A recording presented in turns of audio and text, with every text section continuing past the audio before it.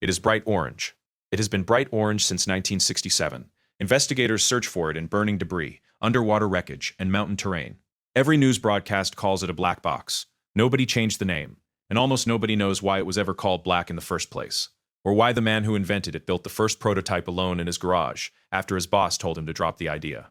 This is that story. David Warren was 9 years old when his father died in a plane crash over Bass Strait in Australia in 1934. The cause of the accident was never fully determined. There was no recording, no data, no way to know what had happened in the final moments before impact. Warren grew up, became a scientist, and in 1953 was assigned to a panel investigating why the de Havilland Comet, the world's first commercial jet airliner, kept crashing mysteriously. During one of the meetings, while experts speculated without data, Warren had a thought that seemed obvious in hindsight. If someone had recorded what happened inside the cockpit before the crash, they would already know the answer. He went to a trade fair the following week and saw a German device called the Miniphone, the first portable voice recorder ever made, designed for businessmen and spies.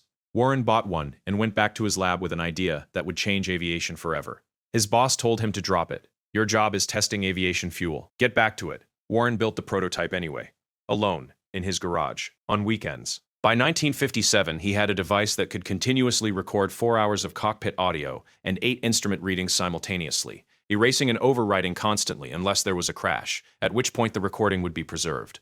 He placed it in the tail of the aircraft, the section least likely to be destroyed on impact. He called it a flight recorder. His superiors called it a waste of time. In 1958, a British Air Vice Marshal named Robert Hardingham paid an informal visit to the laboratory. During his lunch break, Warren was asked to give a quick demonstration of his unofficial project. Hardingham immediately understood what he was looking at. Within a year, a British company was manufacturing Warren's device commercially.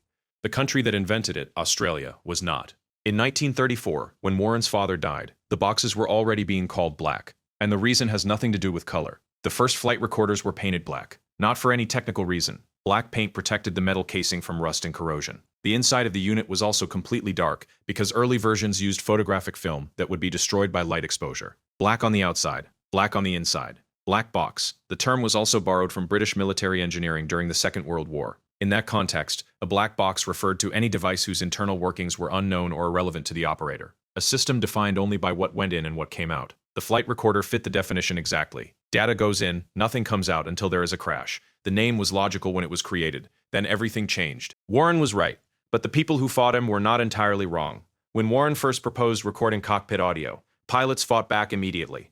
Pilot unions across multiple countries spent years lobbying against mandatory flight recorders.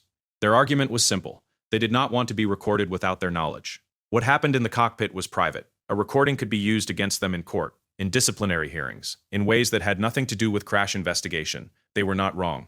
The concerns were legitimate. When flight recorders eventually became mandatory, strict rules were put in place limiting how the recordings could be used, only for accident investigation, never for routine surveillance. The resistance delayed adoption by years, but it also produced better regulations. The black box that exists today is more protected legally than Warren ever imagined, because the people who opposed it forced a more careful conversation about what the device was actually for. In 1960, a Fokker Friendship crashed in Queensland, Australia. The investigating judge strongly recommended that flight recorders be mandatory on all commercial aircraft.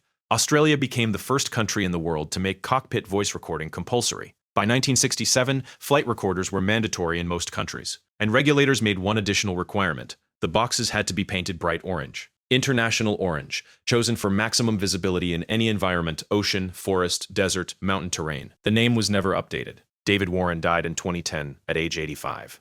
He was buried in a casket bearing the label, Flight Recorder Inventor, Do Not Open. The country that invented the black box, ignored its inventor, and lost the intellectual property rights received £1,000 in compensation. £1,000 for an invention now installed in hundreds of thousands of aircraft around the world. The box is orange. The name is wrong.